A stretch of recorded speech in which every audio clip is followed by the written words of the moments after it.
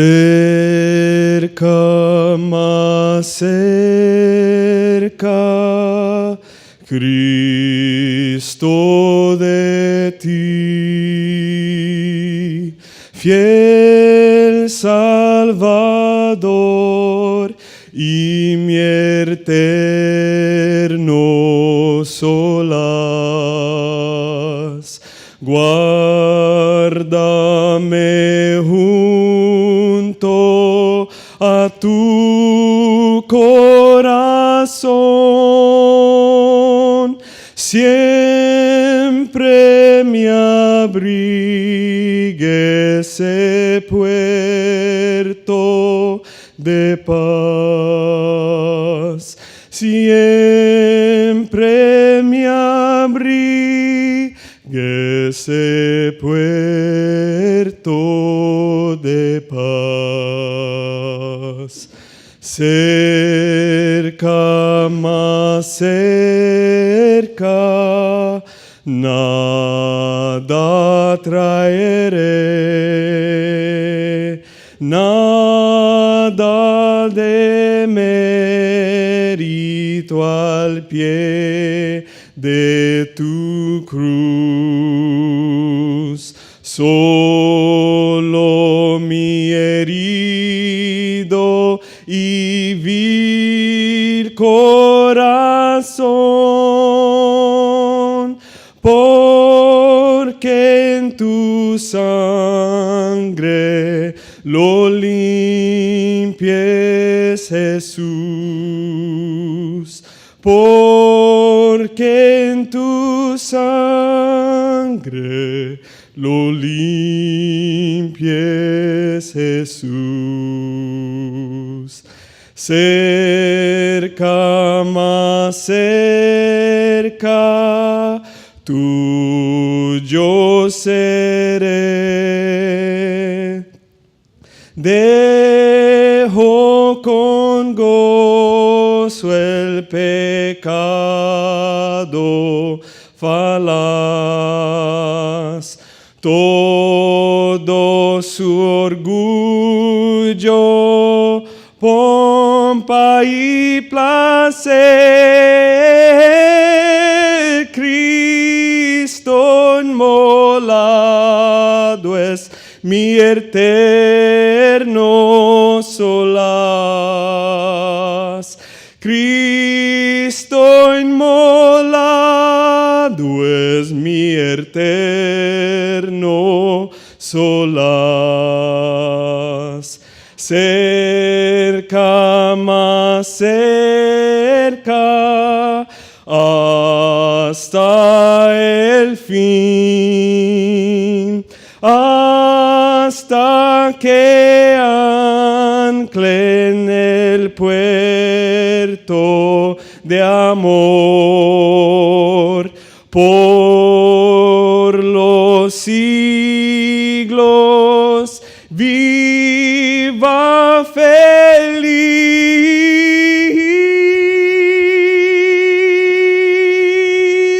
Cerca, más cerca de mi Salvador, cerca, más cerca de mi Salvador.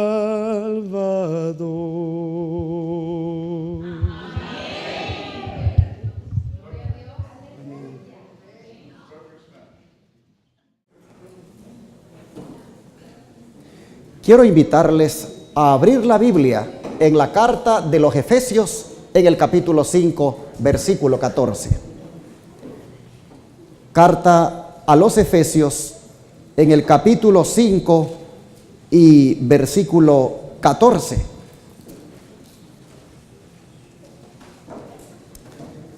Las Escrituras dicen: por lo cual, despiértate tú que duermes, y levántate de los muertos, y te alumbrará Cristo. ¿Quién se tiene que despertar? ¿La iglesia? ¿Tu hermano o tú? Exactamente. El que se tiene que despertar soy yo. El Señor está hablando de una manera directa. Despiértate tú. No esperes a que se despierte la iglesia. No esperes a que se despierte el hermano. Despiértate tú, que duermes. El despertar del que habla aquí, por supuesto que es un despertar espiritual. Porque si fuera literal, pues algunos después de los carbohidratos que comimos, ya estamos dormidos. El despertar del cual el Señor habla aquí es espiritual. Y hay algo que se mira en Pablo, algo característico en Pablo. Es que siempre está exhortando a las iglesias a que se despierten. Si ustedes miran, por ejemplo, a los romanos él les decía, despiértense del sueño, les decía, porque ahora nuestra salvación está más cerca de nosotros que cuando creímos. A los corintios les decía, despiértense y comiencen a vivir una vida piadosa. A los tesalonicenses les decía, tengan cuidado, no duerman como los demás, sino decía, velemos y seamos sobrios. Y cuando viene a los efesios, pues no hace la excepción con ellos, y a ellos les dice, despiértate tú que duermes, y levántate de los muertos, y te alumbrará Cristo. Esta expresión, despiértate tú que duermes, describe al pecador que está durmiendo en la oscuridad del pecado. Esta expresión, despiértate tú que duermes, describe al pecador que está inconsciente de su condición perdida y del destino trágico que le espera. Pero la expresión levántate de los muertos no es otra cosa que una invocación al arrepentimiento, un llamado a apartarse de los caminos del pecado que lo llevan a la muerte a uno. Y a medida que uno analiza este texto más detenidamente, uno encuentra que la expresión despiértate tú que duermes significa levantarse de un estado de sueño y falsa seguridad. El sueño y la muerte de las que hablan aquí son representaciones impresionantes del estado de las personas que presentan en una iglesia. Hay algo característico en el sueño, hermanos, en el sueño literal. Y es que en el sueño literal estamos vivos, pero somos insensibles al peligro que pueda estar alrededor de nosotros. Algo característico en el sueño literal es de que somos inconscientes de cualquier peligro que pueda estar cerca. Estamos dormidos, estamos vivos, pero somos inconscientes del peligro que puede estar a nuestro alrededor. Pues eso mismo, hermanos, eso mismo es lo que sucede con el pecador. El pecador puede estar vivo y sin embargo, en ese adormitar espiritual no tiene sentido de que está espiritualmente muerto. Y Dios quiere despertar a la iglesia. Dios quiere que los miembros de las iglesias de sostén propio estén más despiertos que cualquier iglesia. A veces nos da de andar diciendo, es que ahí están dormidos, y hablamos de cierta iglesia. Y a veces hasta hablamos de la iglesia de donde salimos y decimos, yo me salí de allí porque allá estaba dormido. Pero resulta que aquí sigue dormido. Si usted estaba dormido allá, hoy el mensaje de Dios aquí es despiértese. Despiértese. Hermanos, Dios a través de la palabra le dice a la iglesia del Evangelio eterno, si estás durmiendo, iglesia, despiértate porque hay peligro a tu alrededor. Si estás durmiendo, iglesia, despiértate porque hay oscuridad que te ha envuelto. Deja que el Espíritu Santo exponga claramente en tu vida lo mal que estás. Deja que el Espíritu Santo exponga tu realidad, porque de esa manera la luz de Cristo va a brillar en ti. Hermanos, solo la luz de Cristo puede eliminar la oscuridad que representa el pecado.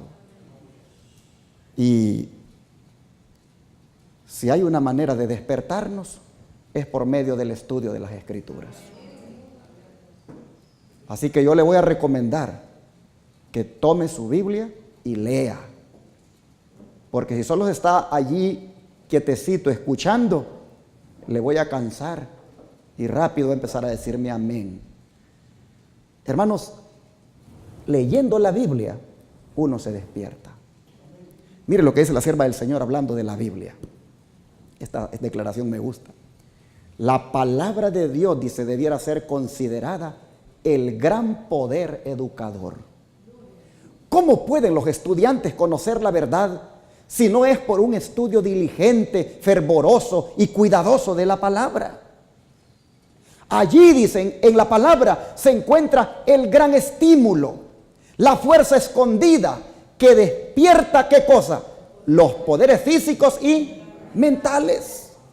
Y dirige la vida por los canales correctos. Allí en la palabra, dice, está la sabiduría, la poesía, la historia, la biografía y la más profunda filosofía. Allí, dice, en la palabra está el estudio que despierta, ¿qué cosa? La mente a una vida vigorosa y saludable y la dispone para el ejercicio más elevado. Si se estudia la Biblia con un espíritu dócil y educable, es imposible que el intelecto no se desarrolle y fortalezca.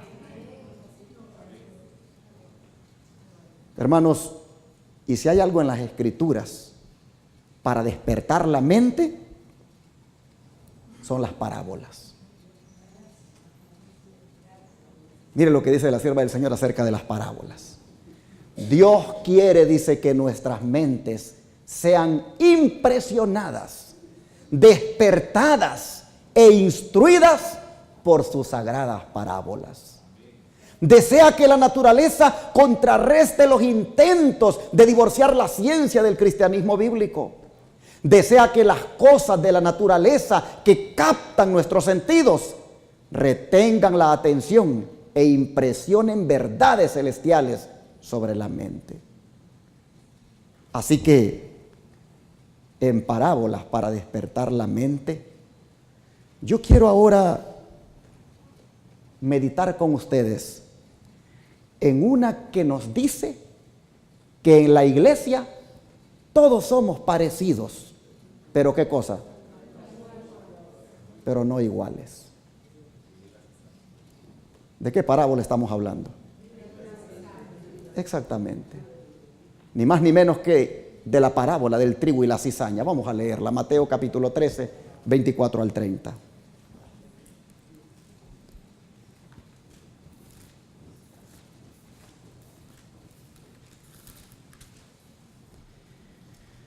Y aquí encontramos nosotros a Jesús relatando la parábola del trigo y la cizaña. Dice, les relató otra parábola diciendo: el reino de los cielos es semejante al hombre que sembró buena semilla en su campo. Pero, estoy leyendo Mateo 13, 24 al 30. Pero mientras dormían los hombres, vino su enemigo y sembró cizaña entre el trigo y se fue. Y cuando la hierba salió y dio fruto, entonces apareció también la cizaña. Y vinieron los siervos del padre de familia y le dijeron: Señor, ¿no sembraste buena semilla en tu campo? ¿De dónde pues tienes cizaña? Y él les dijo: un enemigo ha hecho esto. Y los siervos le dijeron: ¿quieres pues que vayamos y la arranquemos? Mas él dijo: no sea que al arrancar la cizaña arranquéis también con ella el trigo.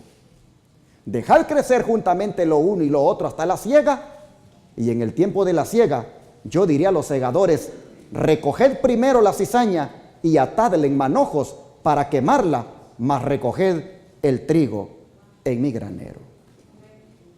Bueno, los discípulos quedaron intrigados con la parábola y quisieron conocer el significado. De manera que en los versículos 36 al 43, Jesús ya aparte les da el significado. Y aquí encontramos que dice, verso 36 al 43, entonces Jesús despidió a la multitud y se fue a casa. Y sus discípulos vinieron a él y le dijeron, decláranos la parábola de la cizaña y del campo. Respondiendo él les dijo, el que siembra la buena semilla es el Hijo del Hombre. El campo es el mundo. La buena semilla son los hijos del reino y las cizañas son los hijos del malo. El enemigo que la sembró es el diablo. La siega es el fin del mundo y los segadores son los ángeles. Así como la cizaña es recogida y quemada en el fuego, así será en el fin de este mundo. El Hijo del Hombre enviará a sus ángeles y recogerán de su reino a todo lo que hace tropezar y a los que hacen iniquidad, y los lanzarán al horno de fuego. Allí será el lloro y el crujir de dientes. Entonces los justos resplandecerán como el sol en el reino de su Padre. El que tiene oídos para oír, oiga. Hermanos y hermanas, es lamentable, pero en esta parábola Jesús nos está diciendo que hay verdaderos hermanos en la iglesia, pero también los hay falsos. Los buenos están representados, dice, ¿por qué cosa? Por la buena semilla, que son, dice, los hijos del reino. Pero estos son buenos no solo de profesión, como lo eran los judíos, que pensaban que por ser el pueblo elegido, creían que ya eran salvos. Estos que son el trigo, la buena semilla, los buenos hermanos, son buenos porque son sinceros y verdaderos. Estos hermanos, puede que haya poco fruto en algunos de ellos, pero su grano muestra que es una buena semilla y por lo tanto tienen acceso a los privilegios del reino. En cambio, la cizaña dice que son los hijos del maligno. Y estos, pues son los mundanos, los que están bajo el dominio de Satanás, los que se parecen tanto al diablo en sus tres pecados bien conocidos, como son el orgullo, la envidia y también la mentira. Estos, pues, se hacen llamar hijos del diablo y son cizaña en todas partes. Jesús contó la parábola del trigo y la cizaña para que nosotros miráramos cómo es que surge el mal y cómo debemos tener cuidado con el mal.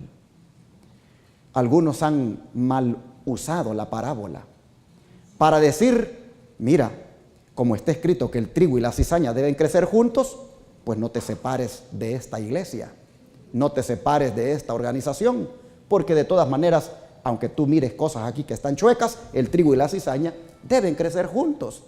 Así algunos utilizan de una manera maliciosa la parábola. Pero en sí Cristo con la parábola lo que está diciendo es que nosotros sepamos cómo tristemente surge el mal en su mismo reino, en su misma iglesia, pero cuán cuidadosos deberíamos de ser al tratar con el mal. La cizaña llega a la iglesia de una manera que no se nota, bien disfrazada. Vamos a ver en la Biblia el caso de un hermano que bien claramente se ve que llegó a la iglesia como cizaña. Vamos al libro de Hechos capítulo 8 verso 13. Hechos capítulo 8 versículo 13.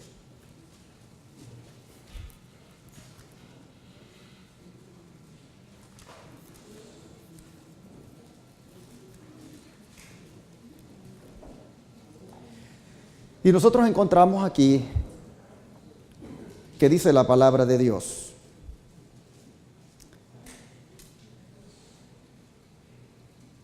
Vamos a leer desde el 9, hermanos. Había un hombre llamado Simón, el cual había ejercido la magia en aquella ciudad y había engañado a la gente de Samaria diciéndose ser algún grande. A este oían atentamente todos, desde el más pequeño hasta el más grande, y decían: este es el gran poder de Dios. Y le estaban atentos porque con sus artes mágicas los había hechizado mucho tiempo. Pero cuando creyeron a Felipe, que les predicaba acerca del reino de Dios y el nombre de Jesucristo, fueron bautizados así hombres como mujeres. Y entonces Simón mismo también creyó, y cuando fue bautizado permaneció con Felipe, y viendo las maravillas y grandes milagros que se hacían, estaba atónito. Así que nosotros encontramos al hermano Simón, que era toda una cizaña, que hasta se bautizó, aparentemente creyó, y vean lo que dice el versículo 18. Cuando vio Simón que por la imposición de las manos de los apóstoles se daba el Espíritu Santo, ¿qué cosa hizo? Les ofreció dinero, diciendo: denme a mí también ese poder, para que cualquiera a quien yo imponga las manos reciba el Espíritu Santo. Entonces Pedro le dijo: tu dinero perezca contigo, porque has pensado que el don de Dios se adquiere con dinero. No tienes tú ni parte ni suerte en este asunto, porque tu corazón no es recto delante de Dios. Aquí nosotros tenemos un ejemplo de la cizaña.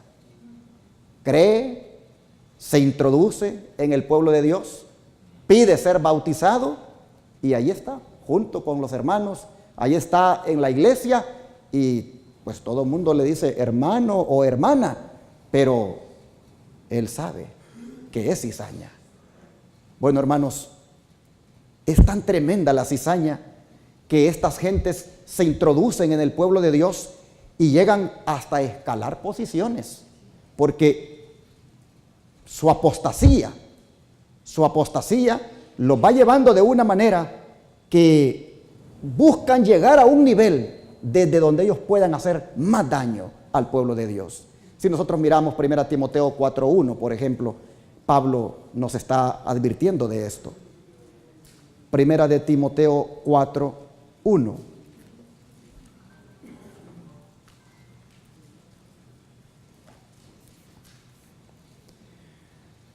Dice que el Espíritu dice expresamente que en los postreros tiempos algunos apostatarán de la fe, escuchando a espíritus engañadores y a doctrinas de demonios.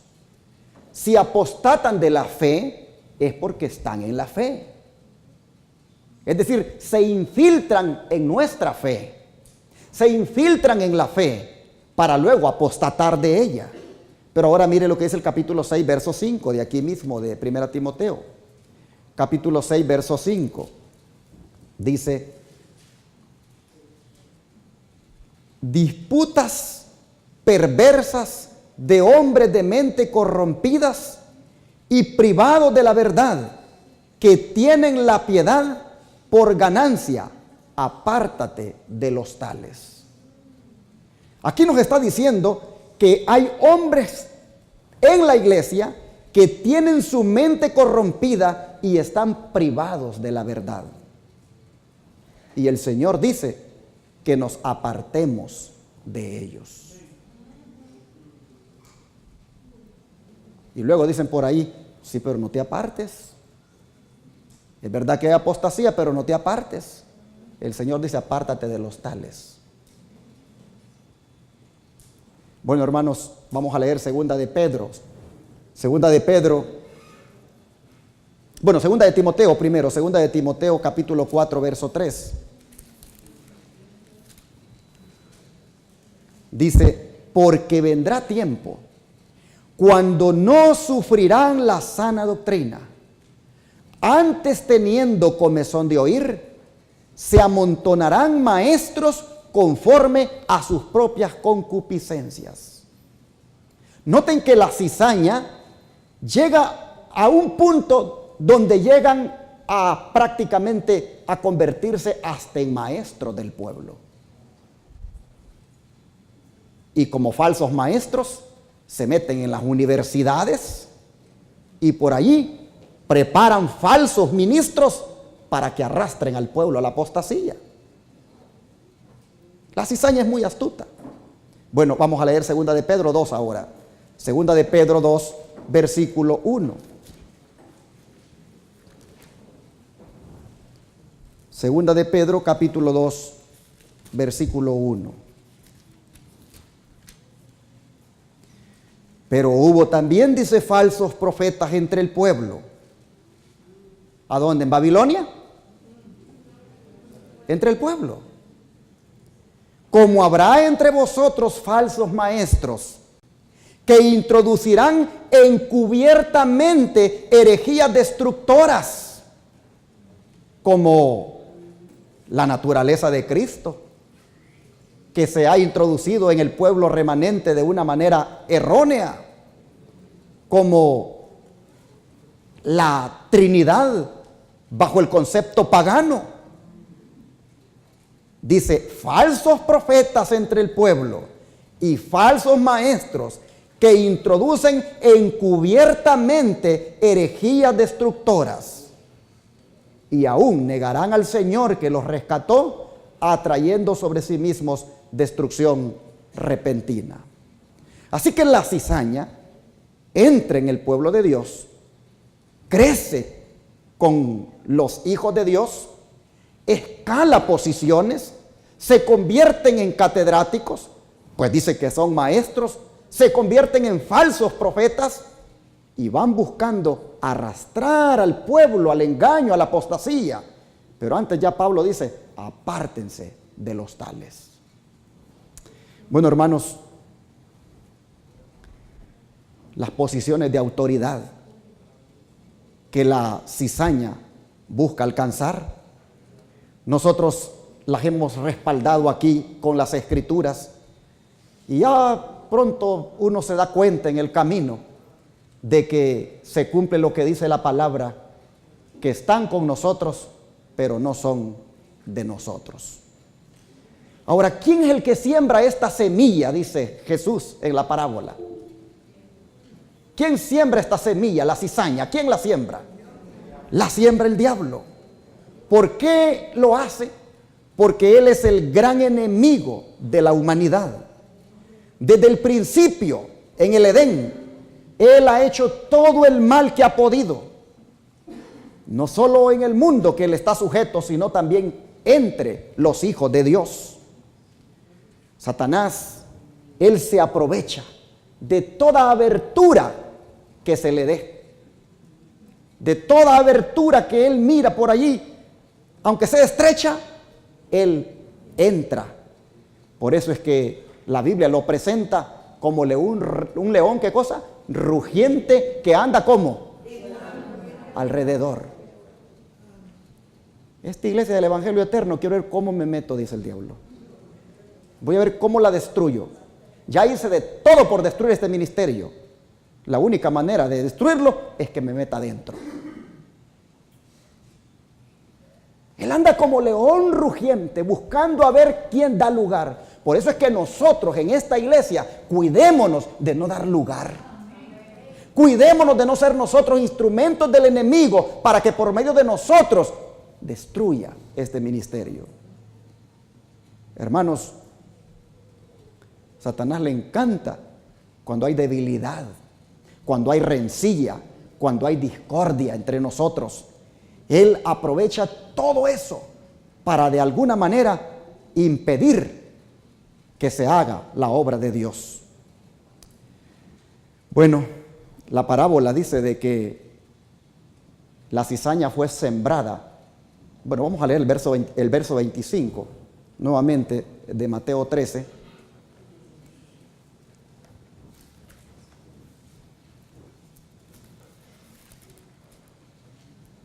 Mateo 13, verso 25, dice que la cizaña fue sembrada mientras, ¿qué cosa?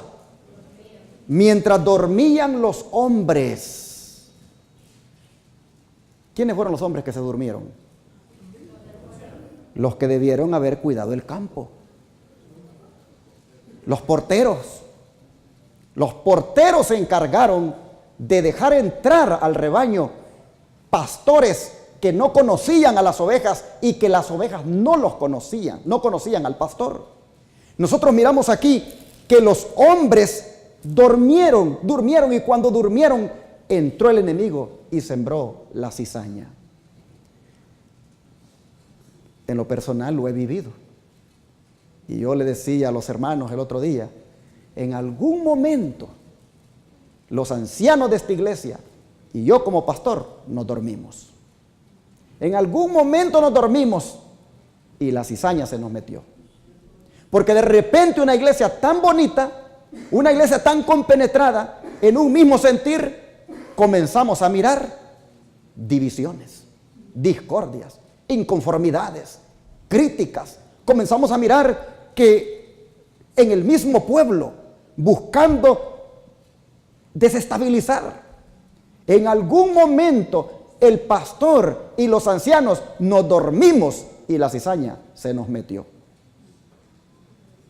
Yo no sé si al pastor Pérez le habrá pasado lo mismo. En algún momento. Hermanos, Satanás siempre se mete cuando él ve que los porteros se duermen. Satanás aprovecha las oportunidades cuando no se vigila. Por eso es que dice el apóstol Pedro que hay que ser sobrios y velar. Porque vuestro adversario, el diablo, como león rugiente anda alrededor, buscando a quien devorar. Bueno, después de sembrar la cizaña, dice la parábola que el enemigo se fue para que no se supiera quién lo había hecho. Porque, hermanos, entre mayor daño hace el diablo, más trata de pasar inadvertido. Y bueno, lo terrible es que el mal así prospera en la iglesia y cuando uno viene a ver, ya ve que la cizaña está bien arraigada.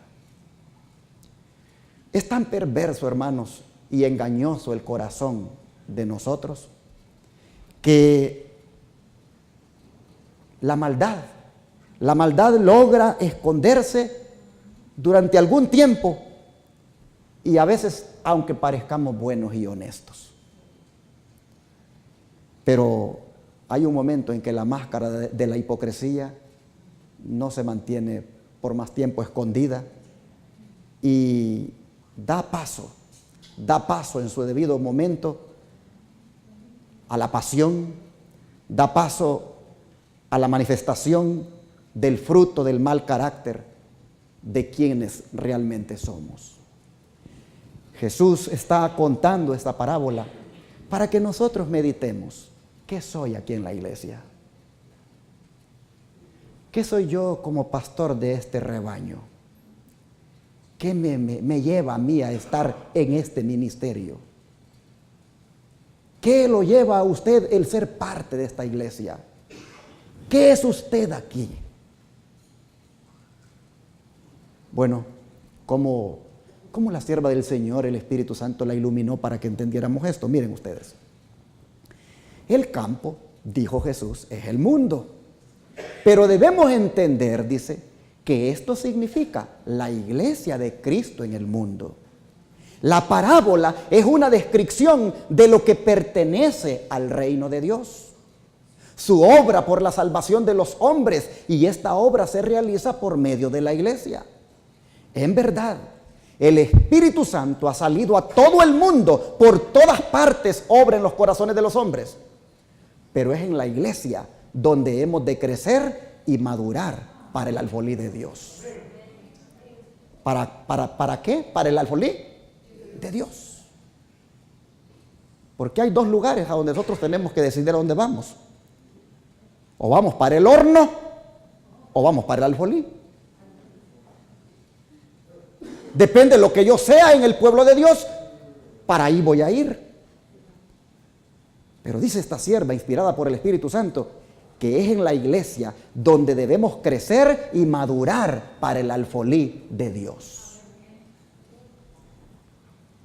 Hermanos, volviendo a la parábola, el verso 27 dice lo siguiente, Mateo 13, 27.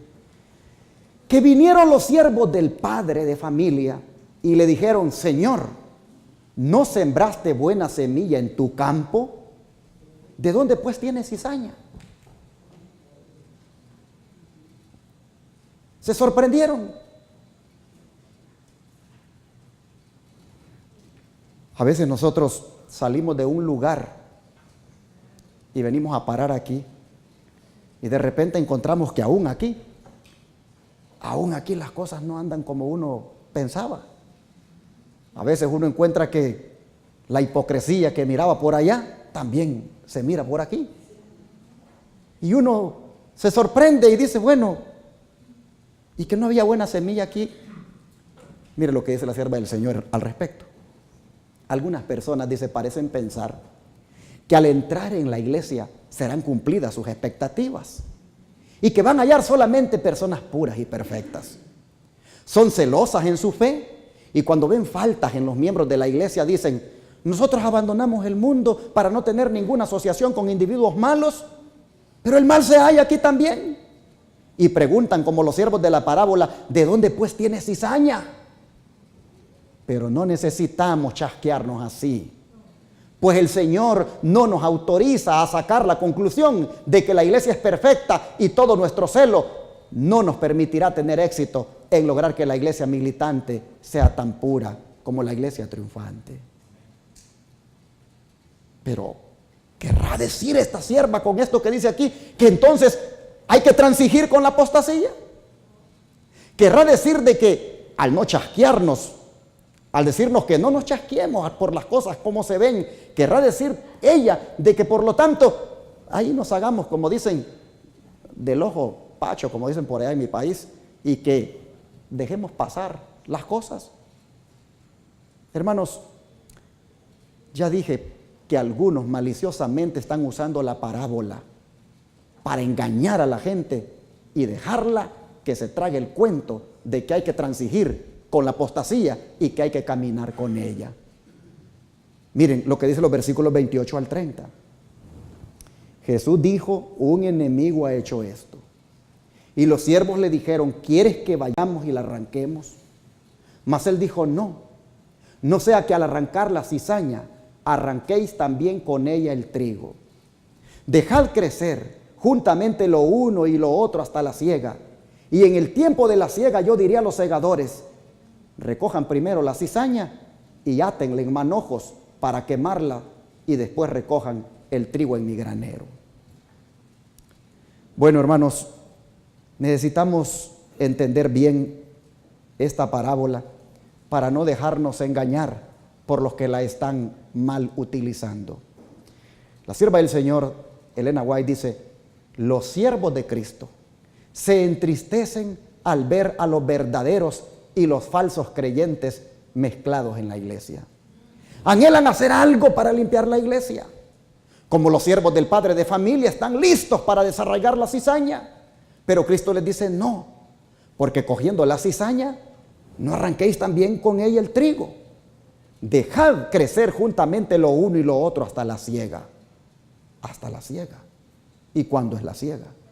Bueno, dice, Cristo ha enseñado claramente que aquellos que persisten en pecados manifiestos deben ser separados de la iglesia, pero no nos ha encomendado la tarea de juzgar el carácter y los motivos.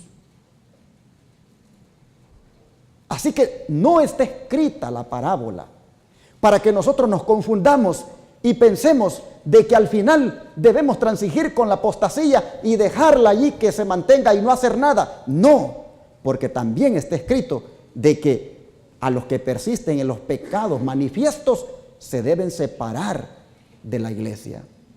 Solo que no nos ha dado el Señor, dice, la tarea de juzgar el carácter y los motivos. Hermanos, yo no sé cuántos de ustedes están aquí y por allá dicen que están aquí porque ustedes son la cizaña que salió.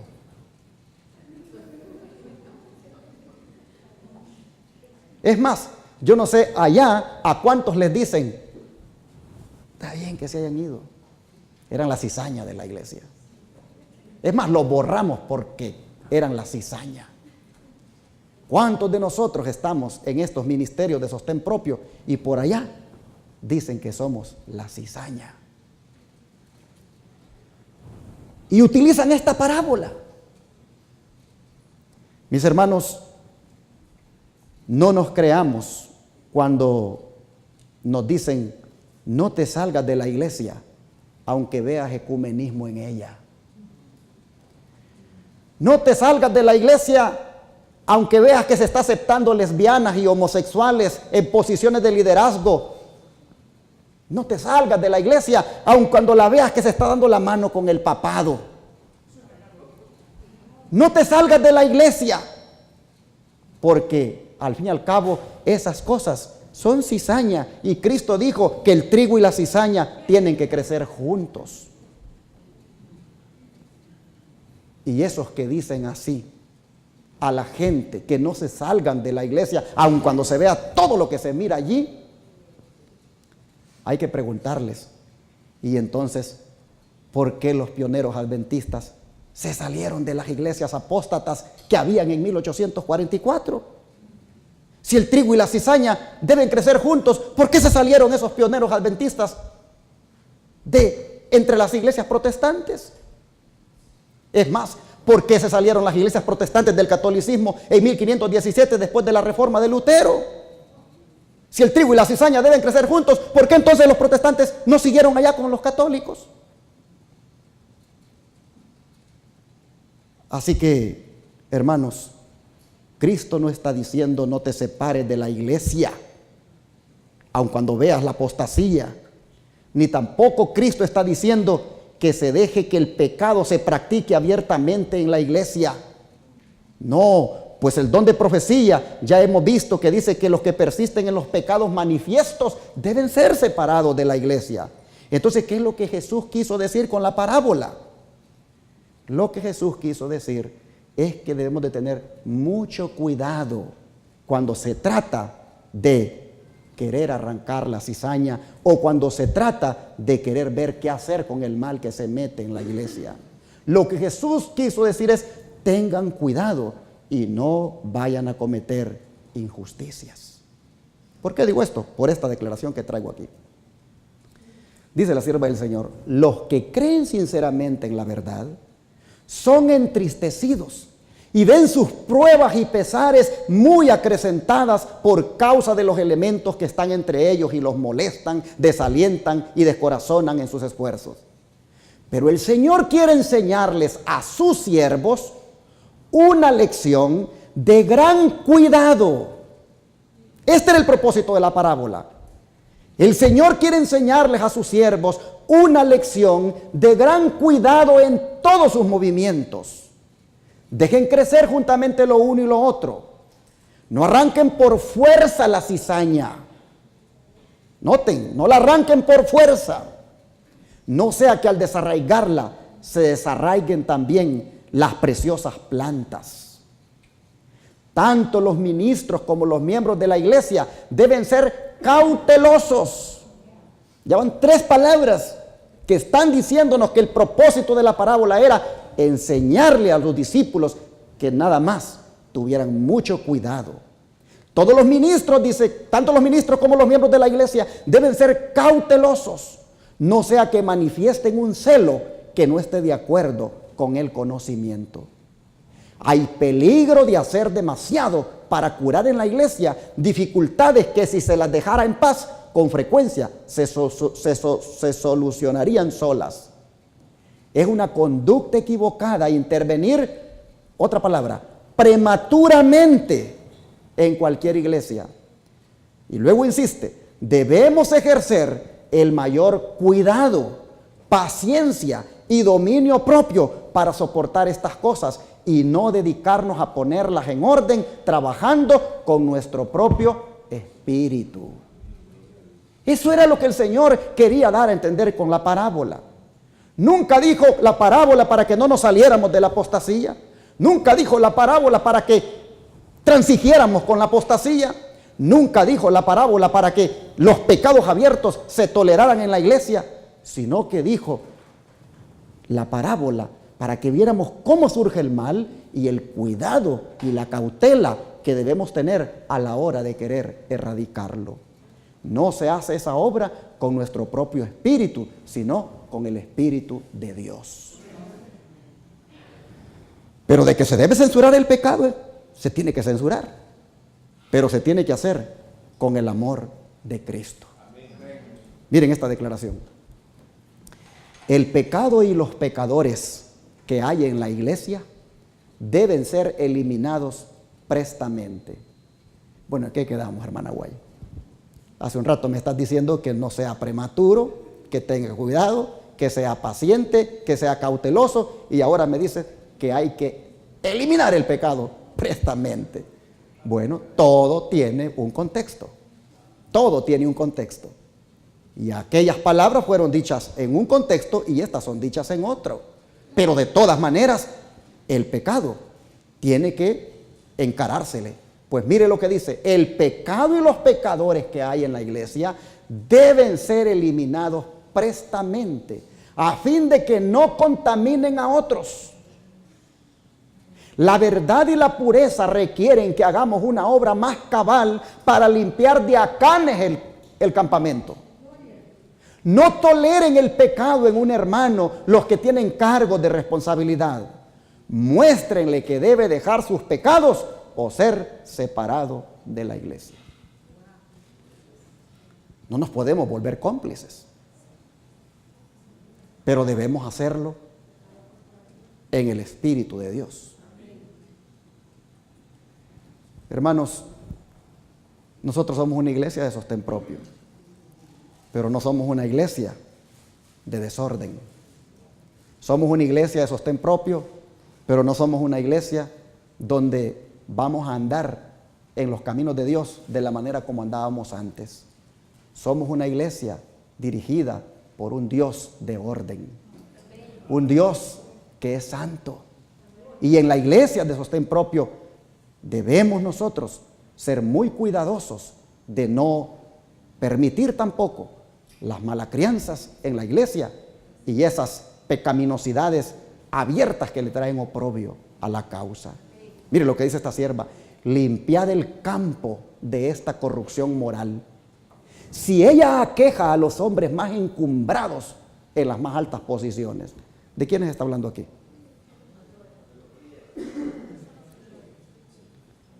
Hermanos, aquí está hablando de los presidentes de asociación, de los presidentes de misión, de los presidentes de conferencia.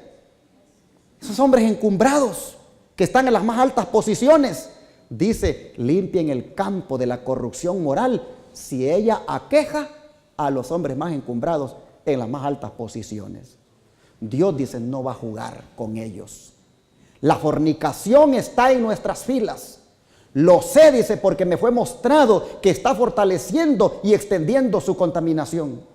Hay mucho, dice, que jamás sabremos, pero aquello que es revelado hace a la iglesia responsable y culpable, a menos que se esfuerce, que se muestre esfuerzo determinado para erradicar el mal.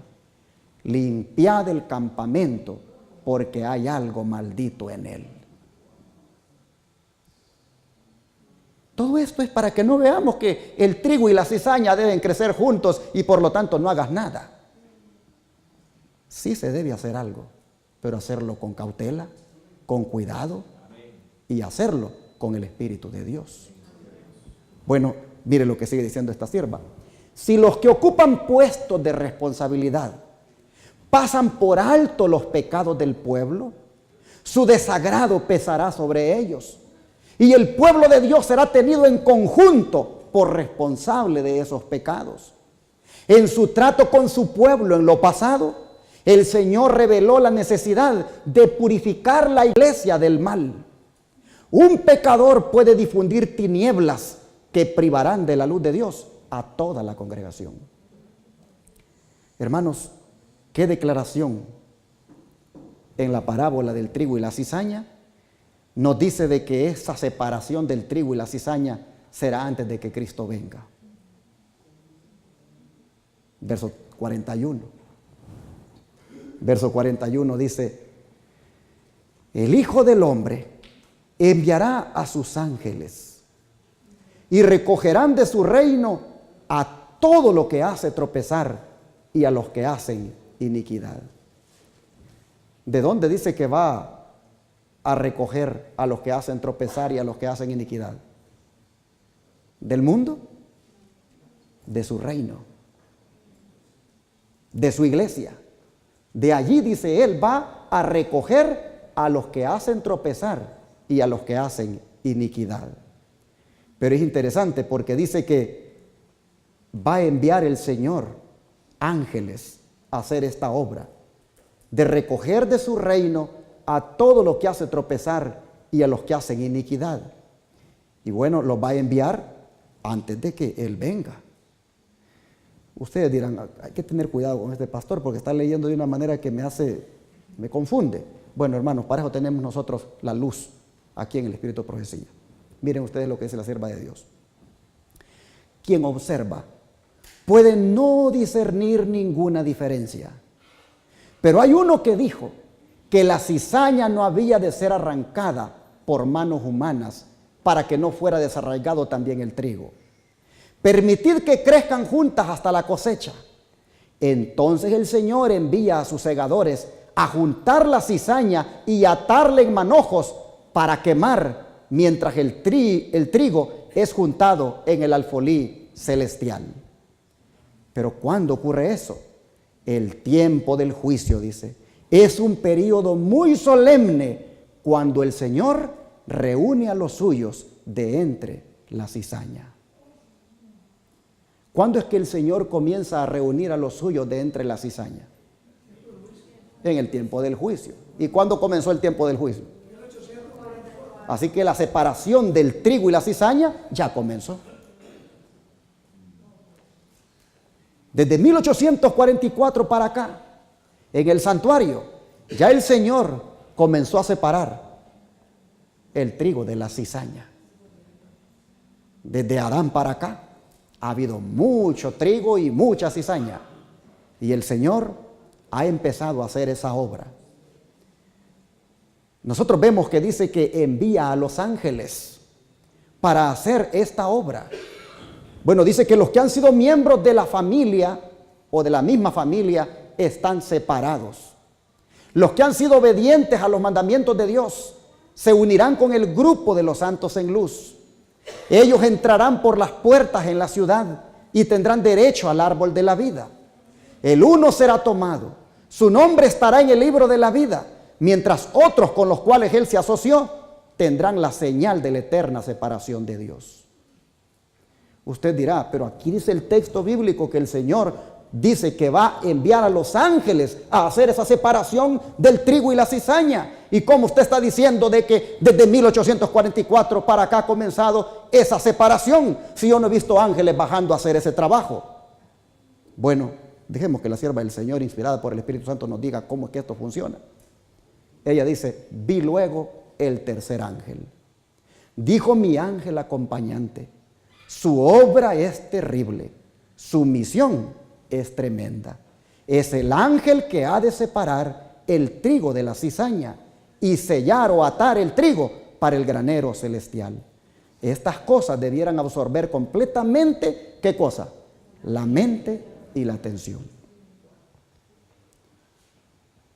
¿Desde cuándo se está predicando el mensaje del tercer ángel? Desde 1844 para acá. Y desde entonces el mensaje ha sido aceptado o rechazado. Pero la obra de este ángel o este mensaje prácticamente, hermanos, separa al trigo de la cizaña. Los ángeles ya fueron enviados. Los ángeles ya están haciendo ese trabajo con el mensaje que proclaman. Muchos lo han rechazado, otros lo han aceptado. De manera que estamos viviendo en un tiempo solemne. Estamos viviendo en un tiempo muy serio de nuestra existencia. Y en parábolas para despertar la mente, Jesús usó la del trigo y la cizaña para despertar el pensamiento de todos nosotros, que debemos decidir nuestro destino ahora, hacia dónde vamos, si al horno o al granero. Pero es el deseo de Cristo que todos aquí vayamos al granero celestial. No cizaña en esta iglesia, no discordia en esta iglesia, no divisiones en esta iglesia, no traicioneros en esta iglesia. Aquí todos seamos trigo para la gloria del Señor. Gracias, Padre Celestial, por la palabra que nos has regalado, porque nos hablas de una manera directa. Nos has advertido ahora de cómo el mal se mete en tu pueblo. Nos has advertido hoy de cómo hasta se llega a ubicar en posiciones elevadas, en puestos de liderazgo. Padre, nos has advertido ahora de cómo el mal entra cuando no vigilamos, y nos has advertido de que al final, Señor, de las dos plantas que hay en la iglesia, una va para el horno y otra va para el granero.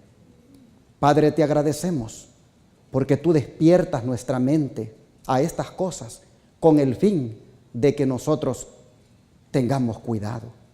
Y hoy, Señor, nosotros hemos entendido que si queremos salvarnos, debemos ser trigo para el granero celestial. Amén, gloria a Dios. De manera que, Padre, te ruego que todos aquí, empezando con este servidor, el pastor Pérez, y todos los pastores y líderes de esta iglesia, y todo el pueblo, todos, oh Señor, hoy examinemos nuestro corazón.